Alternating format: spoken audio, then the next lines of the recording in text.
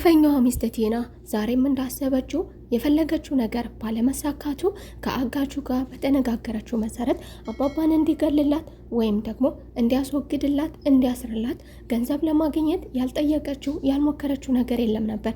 ታዲያ በመጨረሻም ደግሞ ይህ የመጨረሻው አጋች ደግሞ የፈለገውን ነገር ካገኘ በኋላ ወደ ቤት ካስገባችው ጋር እንዴት ብሎ ከካሊብ ጋር ጓደኛ እንደሚሆን ካመቻቸው በኋላ ነገሮች ሁሉ ከተስተካከሉለት በኋላ ቲናን በመካዱ ምክንያት ቲና ደግሞ በዚህ የተናደደችውና የተበሳጨችው ቲና ደግሞ ለምን ሌላን ሰው ከመጋበዝ እኔ በእጄ ለምን አላጠፋቸውም? ማንኛውንም ነገር እኮ ማድረግ እችላለሁ በሚል ሰይጣናዊ አስተሳሰቧ አባቢ ከተቀመጡበት ቦታ ተነስተው ተንቀሳቅሰው ወደ ሌላ ቦታ ደርሰው እስከሚመለሱ ድረስ እሳቸው ባዘጋጁት ውሃ ላይ ደግሞ እሳቸውን ለመግደል ያዘጋጀችውን መርዝ ነስንሳው ነበር።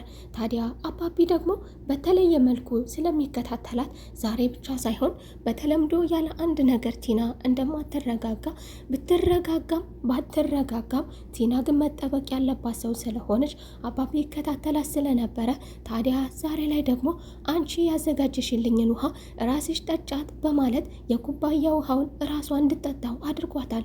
ሰላም ጤና ይስጥልኝ ውድና የተከበራችሁ የቻናሌ ቤተሰቦች እንደምን አላችሁ? ሁላችሁም በያላችሁበት የዓለም ዳርቻ ሰላማችሁ ብዝት ይበልልኝ።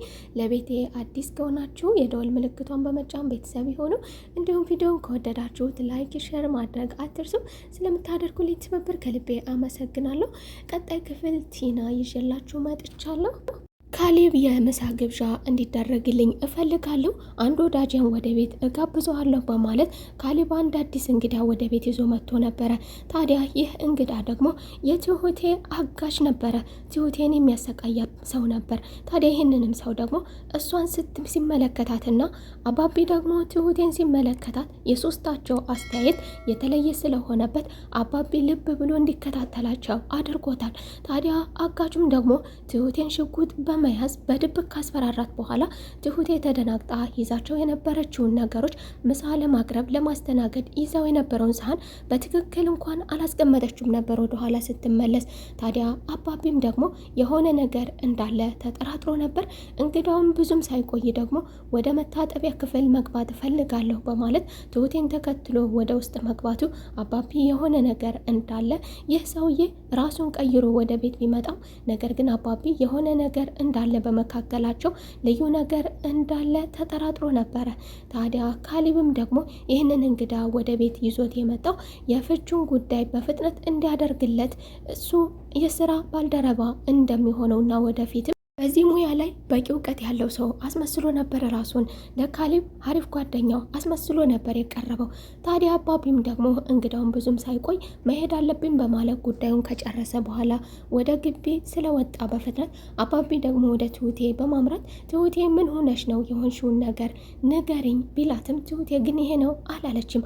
አባቢ እናንተን በማሰቃየቴ በእኔ ምክንያት እናንተ ያልተገባ ችግር ውስጥ በመግባታችሁ እየተሰማኝ ነው ብትለውም አባቢ ግን እኔ ልጄ አንቺን ለማንም አሳልፌ አልሰጥሽም ልጄ ነሽ ሲልም ደግሞ እንደሚያድናትና ማንም ይምጣ ምንም ይምጣ በማንም እንደማይደራደርባት ያለውን ትልቅ የአባትነት ፍቅርም ገልጾላን ነበረ። ታዲያ በሌላ በኩል ደግሞ ቲና ያደረገችው ስምምነት ከዚህ ሰውዬ ጋር ባደረገችው ስምምነት መሰረት ወደ ሰውየው አምርታ ነበረ።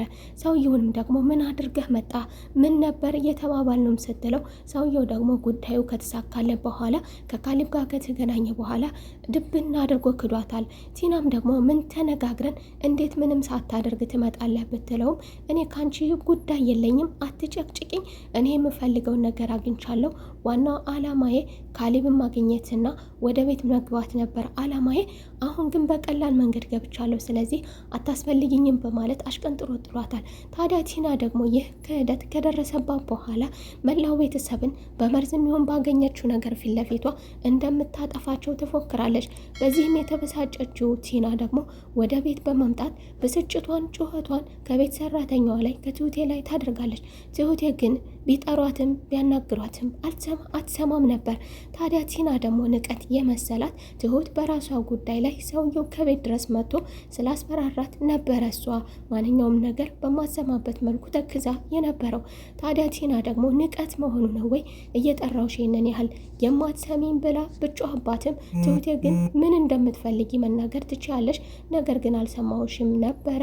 መረጋጋት ያቃታት ቲና ደግሞ ይህንን ነገር ያልተቀበለችው አሁንም ድንፈቷና ጩኸቷ እንደቀጠለ ነበር።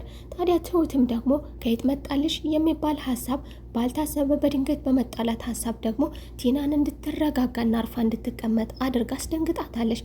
ቲናም ወደ ቤት እንደተመለሰች ከትሁቴ ጋር እንደተፋጠጠች ካሌብ ቤት ነው በማለት ነበር ጥያቄውን የቀጠለችው። ቲና የሚያንገበግባል ነገር ካሌብ እንደሚወዳት ከተረዳች በኋላ ነበር እንደዚህ የሆነችው።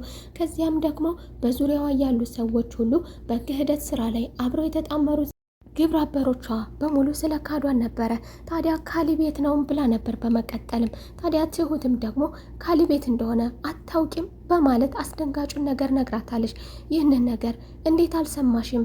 በሚገርም ሁኔታ ሀሪፍ ሀሳብ ነገረቻት። ቲናም ደግሞ መረጋጋት ያቃታት ቲና ደግሞ ወደ አባባ በመሄድ አባባንም እውነት ነው ወይ ብላለች።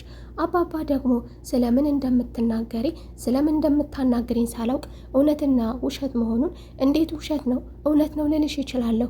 አሁን ተረጋግተሽ ልታናገሪኝ ትችያለሽ ቢላትም እሷ ግን እየደነፋች አባባን ካሌብ ቤት ነው እውነት ነው ወይ ስለ ፍቹ ወረቀት እያደረገ ያለው ፕሮሰስ ትክክል ነው ወይ ስትለው አባባም ደግሞ ትሁትን በመጥራት እንዴት ከዚህ ቤት ሚስጥር አይወራም እንዴ? እንዴት ሚስጥር አሳልፈሽ ትሰጫለሽ? በማለት ሳይስማሙ ሳይነጋገሩ በሚገርም ሁኔታ ግን እንደተነጋገሩበት አድርገው ሁለታቸውን በሚገርም ሁኔታ አሳልፈውታል።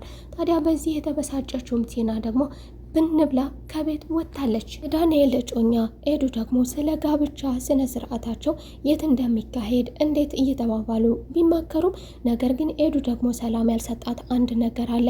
ቲና ባለችበት አካባቢ ሁሉ ሰላም እንደሌለ በሚገባ ታውቃለች። ታዲያ እንዴት አድርገን መቼ የት በመካከላችን አንድ ሰው እንደሚጎዳ ምንም ጥርጥር የለውም፣ ምን ባደርግ ይሻለኛል በማለት ለትሁቴ አማክራን ነበረ። ትሁቴም ደግሞ ለራሷ ችግር ውስጥ እንዳለችና ሰላም የነሳን ነገር እንዳለም አጫውታት ነው። ኤዱም ወዲያው ትሁቴ በዚህ ነገር ላይ ሀሳብ አይግባሽ በማለት አሁኑኑ ወደ ተግባር ያን ሰውዬ ሰላም የነሳሽን ሰውዬ እኛ ስለምን አንድ ነገር አናደርገውም በማለት ለሱ ደግሞ የበላይ አካል ፈልገን ለምን እንዲታገት አናደርገውም፣ እንዲደክም እንዳይንቀሳቀስ እንዳይናገር እንዳይጋገር አድርገን ለምን አናስደበድበውን ከፍለን በማለት ገራሚ ሀሳብ ኤዱ አመታ ነበረ።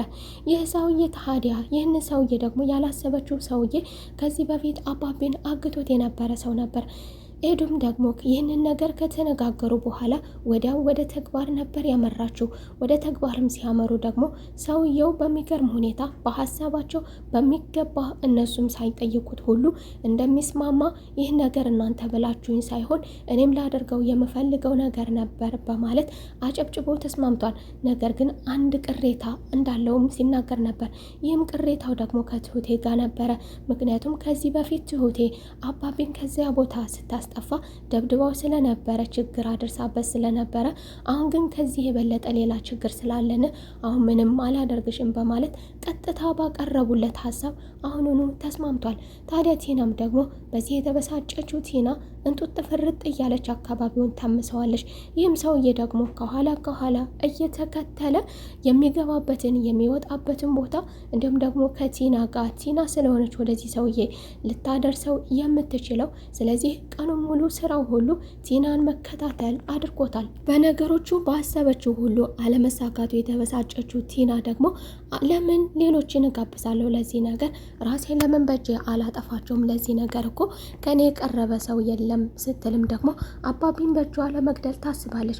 ወዲያውንም ደግሞ ያሰበችውን ሀሳብ ለመተግበር አባቢ ከተቀመጠበት ተነስቶ ወደ ሌላ ቦታ እስከሚሄድላት እየተጠባበቀችም ነበረ። ታዲያ አባቢ ብድግም ሲል ደግሞ ያዘጋጀችውን መርዝ በመነስነስ ብርጭቆ ላይ በማድረግ አባቢ ሲመጣ እንዲጠጣው አድርጋ ነበር። አባቢም ደግሞ ወዴትም ሳትንቀሳቀስ ወዲያው በቦታው ላይ እንዳለች ያዘጋጀችለትን ውሃ ራሷ እንድትጠጣው አድርጓን ነበረ። ትሁቴም አባቢን አባዬ ትንሽ መንቀሳቀስ አየር መውሰድ እፈልጋለሁ በማለት ወደ ግቢ መውጣት እንደምትፈልግ ትነግረዋለች።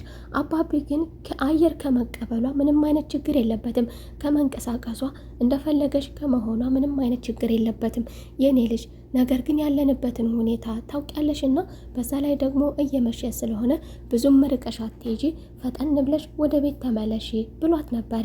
ታዲያ ትሁቴ ደግሞ በዚህ ሁኔታ ላይ ሆና ወደ ውጭ እየተንቀሳቀሰች በምሽት ጨለማ እየተንቀሳቀሰች ያ የሚጠባበቃት ሰው ከኋላዋ እየተከተለ ነበረና ትሁቴን ለማገት አፏን አፍኖ ይዞ ለመሄድ ጥረት ላይ እያደረገ እያለ ደግሞ በሌላ በኩል ደግሞ የትሁቴ አፍቃሪ የትሁቴን ደህንነት የሚጠባበቀውና ትሁቴ ከቤት ከወጣች አንዳች መጥፎ ነገር ይገጥማት ይሆናል። በተለይም ደግሞ ሰሞኑን እየደረሰብን ካለው ነገር አንጻር ክትትል ያስፈልጋታል። በቅናት ብቻ ሳይሆን የሚከታተላት ይህች ልጅ ክትትል ያስፈልጋታል።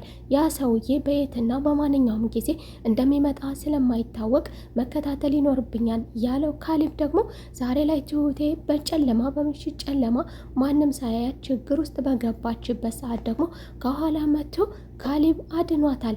የዛሬው ክፍል ይህንን ይመስል ነበረ። በቀጣይ ክፍል ተመልሰን እስከምንገናኝ መልካም ቆይታ። ለቤቴ አዲስ ከሆናችሁ ቪዲዮን ከወደዳችሁት ላይክ፣ ሼር እንዲሁም ደግሞ ለቤቴ አዲስ ከሆናችሁ ሰብስክራይብ በማድረግ አበረታቱኝ። ስለምታበረታቱኝም ደግሞ ከልቤ አመሰግናለሁ እያልኩኝ ባይ ባይ።